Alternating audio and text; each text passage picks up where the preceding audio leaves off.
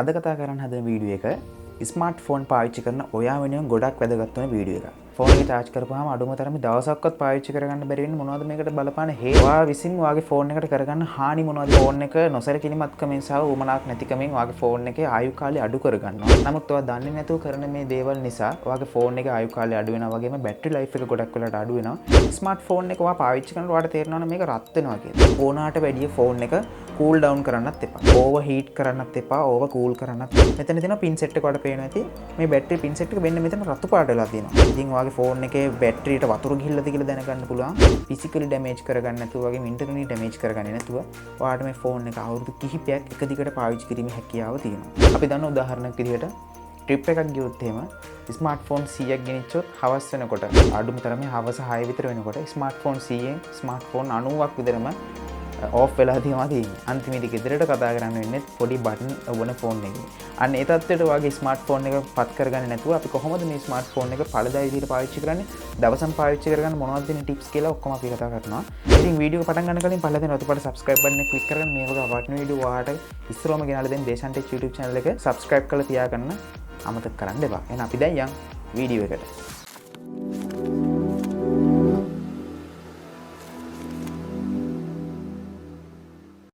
right මුලින්ම අපි කතා කරමු ඔයාගේ ෆෝන් එක Huawei, Apple, Samsung, Vivo, Redmi, Xiaomi, MI, LG, Vivo ඕනම ෆෝන් එකක් වේවා කිසි ප්‍රශ්නයක් නැහැ.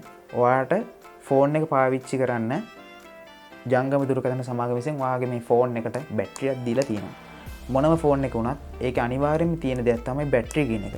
ඉතින් අද කාලේ ෆෝන් එකක් ගන්න ගියම අපි ගොඩක් වෙලාවට බලන්නේ බැටරි ලයිෆ් එක. මොකද කාර්යබහුල ජීවිතයත් එක්ක අපිට බෑ ෆෝන් එක charge කරන්න දවසට කිහිප පාරයක්. ඒ වගේම අපිට ඕන අවශ්‍යතාවයක ෆෝන් එක ඔෆ් වුණොත් එහෙම අපේ දෛනික කටයුතු කරන්න බැරි වෙනවා. මොකද මේ කාලේ එනකොට ෆෝන් එක කියන්නේ අපේ ප්‍රයිමරි ඩිවයිස් එක. ඒ වගේම අපේ හැම වැඩ කටයුත්තම මේ ෆෝන් එක හරහා තමයි සිද්ධ කරගන්නේ. ඔයාගේ ඩිස්ප්ලේ එක AMOLED නම් හරි OLED නම් ඔයාට මේකට black theme එක දාගන්න. dark theme එක. ඒ dark theme එක දැම්මම මේකේ ඇතුලේ ඩිස්ප්ලේ එකේ තියෙන black theme එක on වෙලා එතකොට ඔයාට මේකේ අනවශ්‍ය colors ටික අයින් කර ගැනීම හැකියාව තියෙනවා. එතකොට ඔයාගේ battery life එක ගොඩක් ඉම්ප්‍රූව් වෙනවා. අනිත් එක තමයි අපි දැකලා තියෙනවා මේක live wallpapers. ෆෝන් වලට live wallpapers දැමීමෙන් වළකින්න. එහෙම වුණොත් මොකද ඔයාගේ මේ ඩිස්ප්ලේ එකෙන් ගොඩක් ශක්තියක් ගන්නවා බැටරියෙන් මේ live wallpaper එකේ colors ටික පෙන්වන්න ඔයාට. මොකද ඒකේ animation එකක් යන්නේ එතකොට ඔයාගේ බැටරිය drain වීමේ හැකියාව තියෙනවා. ඒ වගේම තමයි අපි භාවිතයට ගන්නේ නැති අවස්ථාවක මේකේ Wi-Fi, Bluetooth, location ඒ වගේම NFC ඒ වගේ පහසුකම් ඔයා ඔෆ් කරලා තියාගන්න. මොකද ඒ වගේ කරන්නේ තවත් බැටරි එක ඩ්‍රේන් කිරීමේ හැකියාවක් වැඩි. ඒක නිසා අවශ්‍ය වෙලාවක විතරක් ඒ දේවල් ඔන් කරගන්න. ඒ වගේම ඩිස්ප්ලේ එකේ බ්‍රයිට්නස් එක පිළිබඳව සැලකිලිමත් වෙන්න. මොකද ඩිස්ප්ලේ එකේ බ්‍රයිට්නස් එක වැඩි වෙන්න බැටරි එකේ ෂෙයා වීමේ හැකියාව වැඩි. මොකද ලයිට් එක පත් වෙන්න අපි දන්නවා ඒකට ගන්න මේ බැටරි කරන්ට් එක වැඩි. ඒක නිසා ඔයා ඒ ගැන සැලකිලිමත් වෙන්න. අනිත් කාරණේ තමයි ස්මාර්ට් ෆෝන් එක ඔයා පාවිච්චි කරනකොට ඔයාට තේරෙනවා මේක රත් වෙනවා කියලා. එහෙනම් ඔයා කරන්න ඕන ඔයා කරන වැඩේ පුළුවන් නම් නවත්තන්න. ඒ කියන්නේ data on කරලා නම් ඒක නවත්තලා ඔයා ෆෝන් එකට cool down වෙන්න දෙන්න.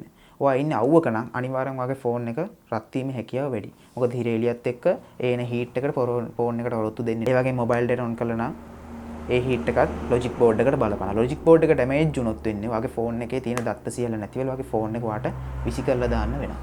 ඉතින් ඒ දේවල් කරගන්නේ නැතුව ඔයා ෆෝන් එක හරියට පාවිච්චි කරන්න.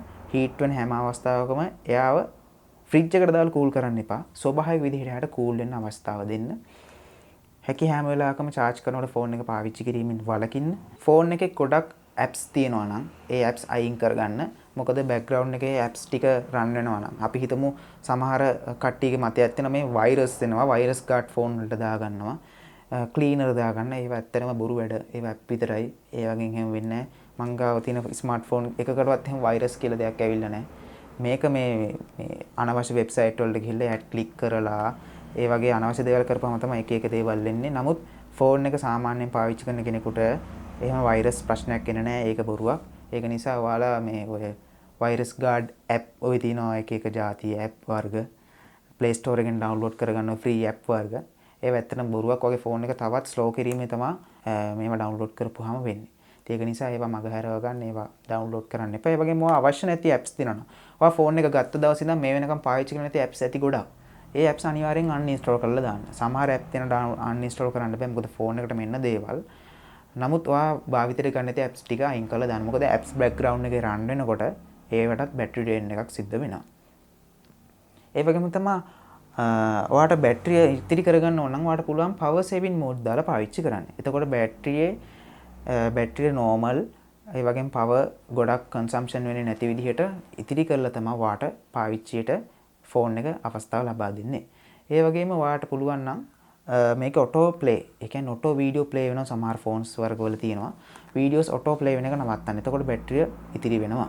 ඒ වගේම තමයි auto play videos in YouTube එකත් auto videos play වෙන්න දාන්න. එතකොටත් battery drain වීමේ හැකියාව තියෙනවා. ඒකම data drain වීමේ හැකියාව තියෙනවා. ඉතින් ওই දේවල් තමයි අද වීඩියෝ එකෙන් කියන්න ඕනේ. ඉතින් ස්මාර්ට්ෆෝන් එක පාවිච්චි කරනකොට ඔයාගේ බැටරි ගැන ගොඩක් සැලකිලිමත් වෙන්න. බැටරි රත් වෙන්න දෙන්න එපා. අවුවේ තියන්න එපා. ෆ්‍රිජ් එකේ දාලා කූල් කරන්න එපා. සමහර අය කියනවා ගේම්ස් ගහනකොට රත් වෙනකොට ෆ්‍රිජ් එක දාලා කූල් කරනවා. ඒක ඇත්තටම බොරු වැඩක්. බොරු වැඩක් කියන්නේ ඔයාගේ ෆෝන් එකට කරගන්න ලොකු හානියක්. මොකද මේක තියන්න ඕන කාම රුෂ්ණත්වය. ඒ කියන්නේ environmental temperature එකේ තමයි තියෙන සෙල්සියස් අංශක එක ෆෝන් වල බැටරි කැපැසිටිස් අනුව වෙනස් වෙනවා. ඔයා ෆ්‍රිජ් එකට දානවා කියන්නේ තනිකරම ෆෝන් එක ගල් කරනවා. එහෙම කරන්න එපා. එතකොට ෆෝන් එකේ ඇතුලේ තියෙන උපාංග වලට හානි වීමේ හැකියාව තියෙනවා. ඔයා හිතන්න ඔයා රත් වුණු තැටියකට අයිස් කැටයක් දැම්මම මොකද වෙන්නේ? අන්න ඒ වගේ ඔයාගේ ෆෝන් එකට කරගන්න හානියත් ඒ හා සමානයි. ඒක නිසා ඒ දේවල් ගැන ගොඩක් සැලකිලිමත් වෙන්න. මං කියන්නම් ස්මාර්ට්ෆෝන් එකක් ඔයා කඩෙන් ගත්ත ගමන් ඔයා කරන්න ඕන දේ මොකද්ද කියලා. සමහර අය කියනවා කඩවල වල ෆෝන්ස් විකුණන ෂොප් වල ඇත් කියනවා ස්මාර්ට්ෆෝන් එක අරගෙන ඔයා ගෙදර ගිහලා charge කරන්න පැය 8ක්, පැය 4ක්, දවසක්, පැය 12ක්, පැය 8ක්, පැය 6ක්, පැය 3ක්. ඒක ඇත්තටම විහිළුව. මොකද ස්මාර්ට්ෆෝන් එක බැටරි එකක් හදන්නේ ලිතියම් අයනින් කියන බැටරි හදන වර්ගයෙන්. ගොඩක් වෙලාවට එහෙම තමයි ලිතියම් පොලිමර් නෙවෙයි ලිතියම් අයනින් වලින් තමයි හදන්නේ.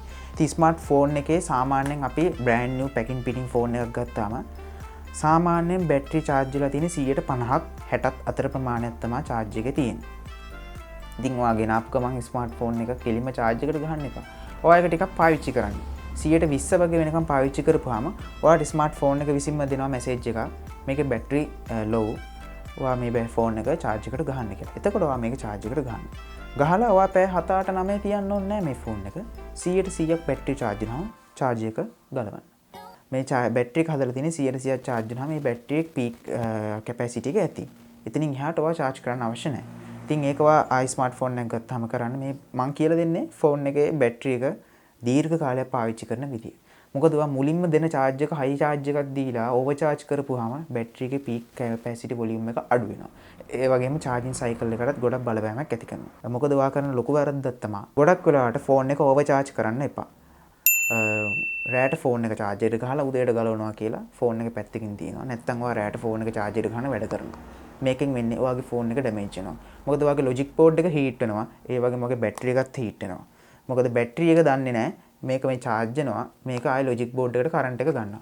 මේ පැත්තෙන් ගහන charger එක මෙතනින් current එක ගබඩා කරගන්න නැතුව ඒ current එක ආපහු logic board එකට දීලා මේ display පත් වෙලා ඒ කියන්නේ මේ බැටරිය හරහා current එක යෑමක් වෙනවා. ඒකෙදි බැටරි හානි වීමේ හැකියාව වැඩි.